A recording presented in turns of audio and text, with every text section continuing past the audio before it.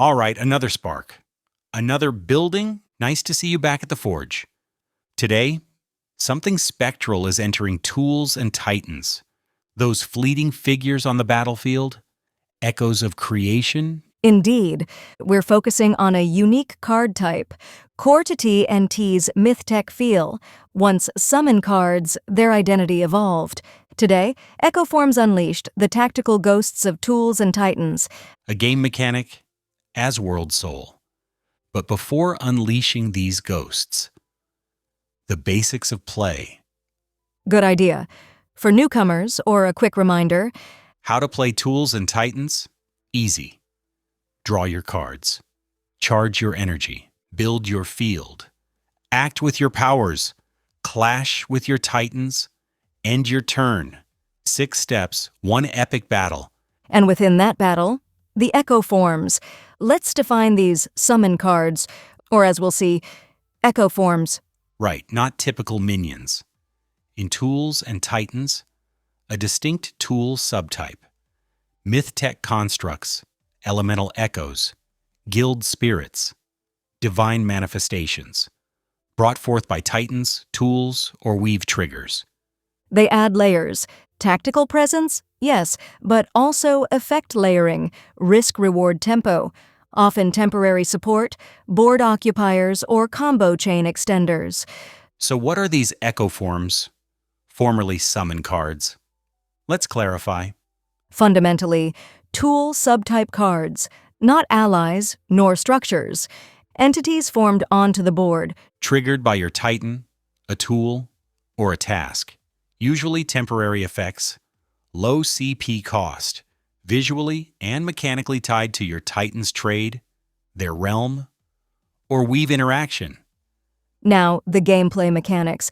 Card type, Echoform, subtype of tool, placement, usually Zone 1, Frontline Forge, or Zone 3, Center Control, where the action is. Duration is key. Many are temporary, 1 to 3 turns, or removed when a task completes or a clash ends. Not permanent. Trigger conditions, often tool combos, Voltara's Forge Beast drone, or a task effect spawning a helper. Also via cast or weave cards like Call of the Echo Frame. Core stats reflect their nature. Low CP, 1 or 2. No ST, structure tokens, because they aren't structures. Their impact is immediate, subtle chip damage, absorbing a hit, passively boosting other cards briefly. This feeds their function in strategy. Echoforms serve critical roles. First, board presence, light investment. Huge, especially early game. Occupy zones. Contest areas without heavy CP commitment. Right. Roadblocks, or just bodies. Example, Fusio's Red Spire Emberling. Auto clashes, burns enemy tools on arrival. Junkyarded after turn 2. Quick, impactful, gone. Then, combo extenders. Cast synergy. Bridges in complex plays. Or fill a cast chain. Some trigger cast/weave synergies. An Echo Blast Hound boosting echo tasks. And task acceleration. Some advance tasks faster, acting as progress counters, or reducing phase requirements. Example, Carpenter's Joinery Golem. Reduces ST cost of a task by 1, if in the same zone. Small, significant boost. Finally, zone, lockdown, interference. Create temporary hazards, prevent enemy movement. Some effects linger after junkyarding, especially with Rustborn or Flux decks. Imagine Rostera's Decay Drone. When junkyarded, leaves a Scorch token, a parting gift of decay. Clearly distinct. Let's compare them to allies and structures. Helps show why Echoforms needed their own identity. Toolin. Good. Now time for a Echoform vs Ally vs Structure. Quick comparison. CP cost, Echoforms 1 to 2, allies 2 to 4, structures 3 to 5, big investments. Duration. Echoforms, temporary. Allies, persistent until defeated. Structures, static until destroyed. Placement, Echoforms, frontline/center, allies support frontline, structures anchored to a zone. Function, Echoforms. Tactical utility, tempo. Allies, battle support, synergy. Structures, buffs, defense, combo zones. Flavor 2, Echoforms, mythic echoes, spirits, allies, guild members, companions, structures, machines, buildings, relics. This unique flavor and function cements their narrative positioning, manifested expressions of a Titan's weave resonance, or blueprint command.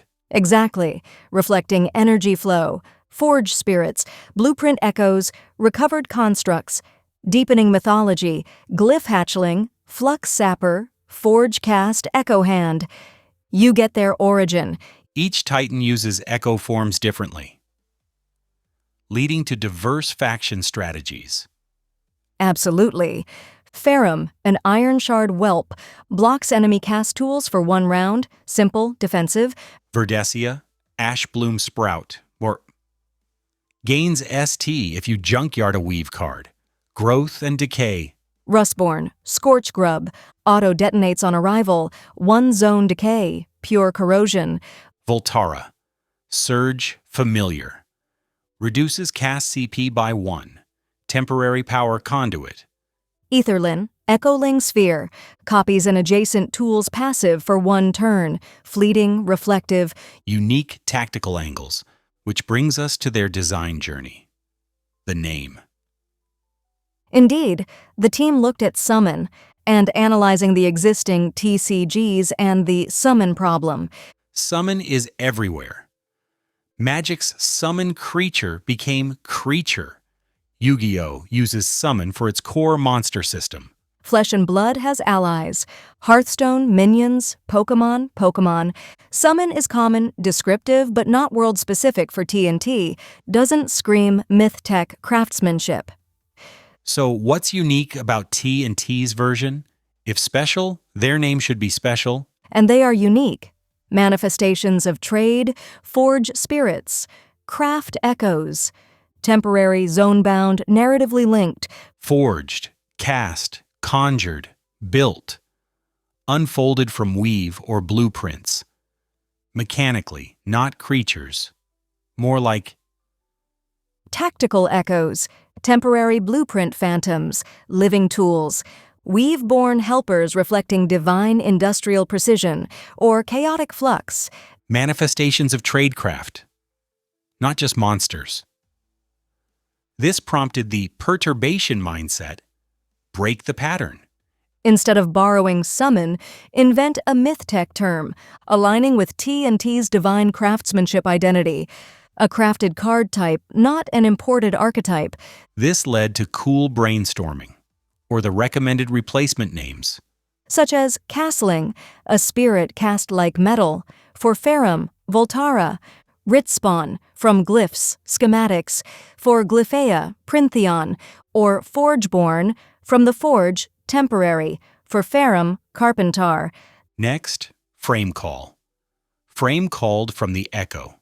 For Printheon, Constructus. Spindle form, woven from the weave. For Nimbrel, Verdesia, or Cast Echo, both cast action and tool echo. For Voltessence, Etherlin. But one name rose that is universal to all of them, Echoform. Echoform. I like it. Why that one, Tatiana? It feels right, tactile, spiritual, echoes plus form, memory-given shape, evokes transience, blueprint logic, narrative echo. Fits game language. Deploy an echoform. Junkyard echoform. Echoform fades. It works. Versatile across factions, conjured, cast, salvaged, woven. An example? Yes, an example. Crackle coil echoform. Type, tool, echoform. CP1. When played, triggers an adjacent tool's passive again. And at the end of turn, junkyard crackle coil echoform. Simple, effective, true to nature. This supports the design philosophy. Myth-tech aesthetic. Echoform feels sacred, temporary, crafted. The unique card identity, T&T's alone, brand recognition, and narrative immersion, blueprint echoes, divine skills manifested. Tactical expression emphasizes short-term play, positioning, fade timing. The conclusion, replacing summon boosts branding and mechanical alignment. In the end, they renamed summon cards to Echoforms. This brings us to how Echoforms and all cards weave into gameplay. Every action, every play, follows a clear rhythm. That's right, every Titan turn, draw, charge, building act, clash, end. 6 steps. Infinite ways to forge victory. So the takeaway on Echoforms?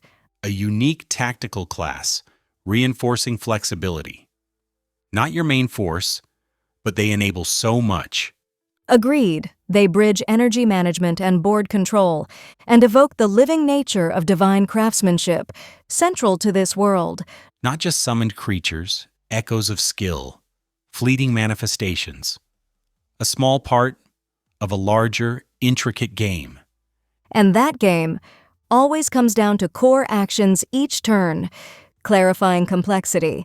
In every match of tools and titans, your tradecraft unfolds in 6 simple moves: draw, charge, building, act, clash, end.